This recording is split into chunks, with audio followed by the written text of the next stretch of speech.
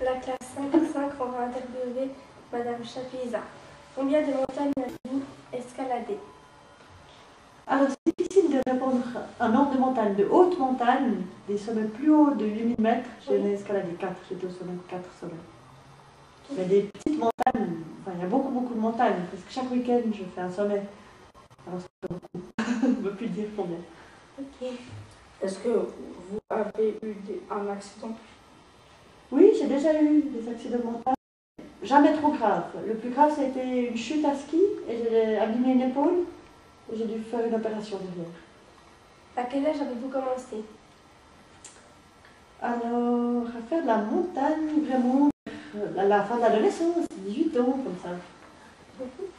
Dans quel pays avez-vous escaladé des montagnes?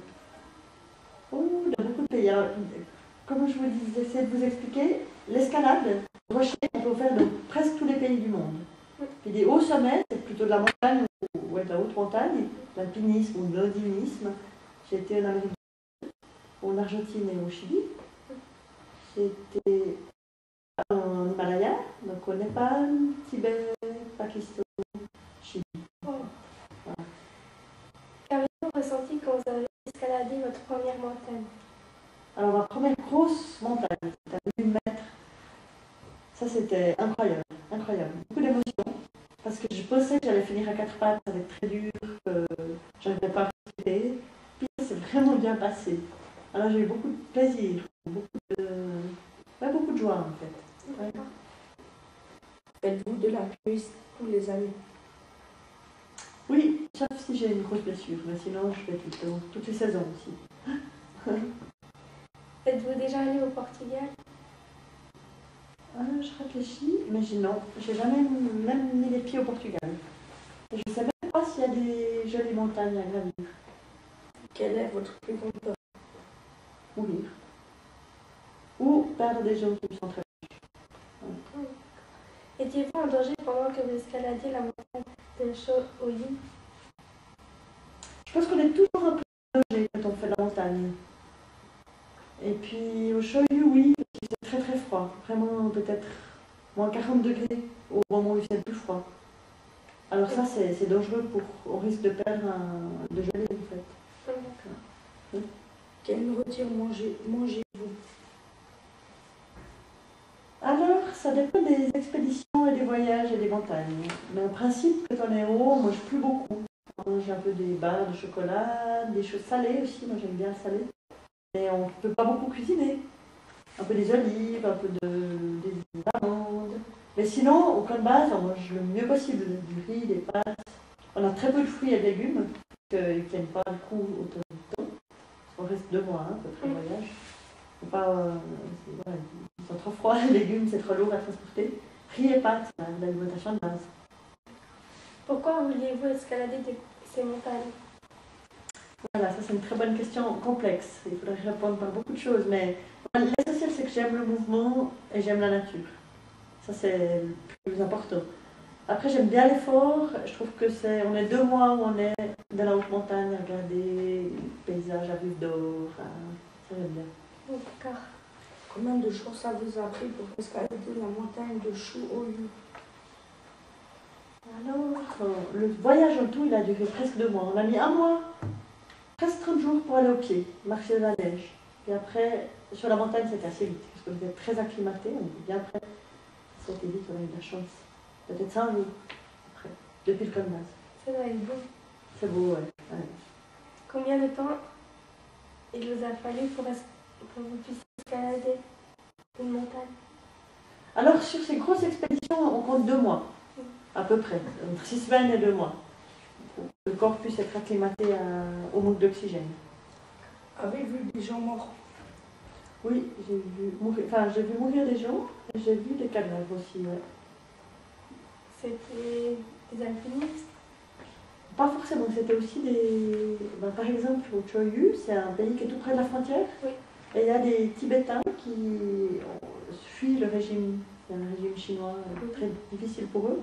Et ils essayent de fuir et ils fuient l'hiver pour passer l'école dans la neige parce qu'il n'y a pas de contrôle, la police. Et là, on a vu par exemple le cadavre d'une femme qui essayait de gagner le Népal en fait. D'accord. Et sinon, des alpinistes plutôt. Avez-vous risqué votre vie pour un autre alpiniste? Alors, j'ai pas risqué ma vie, mais j'ai donné des coups de main pour d'autres alpinistes en difficulté. Mais j'étais assez bien pour le faire. J'ai pas eu besoin de moi me mettre en danger pour aller les aider. D'accord. En quelle année avez-vous commencé à escalader?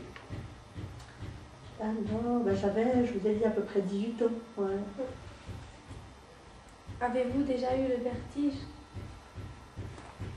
On a un peu peur. Maintenant, c'est pas du vertige. J'ai pas envie d'être. Le vertige, c'est quand on a envie de se jeter dans le vide, envie de vomir. C'est de l'attraction du vide. Enfin, c'est un mélange de haine et d'attraction. C'est maladif. Très peu de gens. Tout le monde a un peu peur du vide. Mais le vrai vertige, il y a peu de gens qui l'ont. Et moi, je l'ai pas. Mais peur du vide, j'ai eu, oui, bien sûr. Sur laquelle montagne? Presque chaque fois qu'on grimpe, on a un peu peur. On n'a pas envie de tomber. Quand on marche sur des arêtes un peu étroites, comme ça, c'est tout petit. On n'a pas envie de tomber. Qu'est-ce que vous aimez dans ce sport?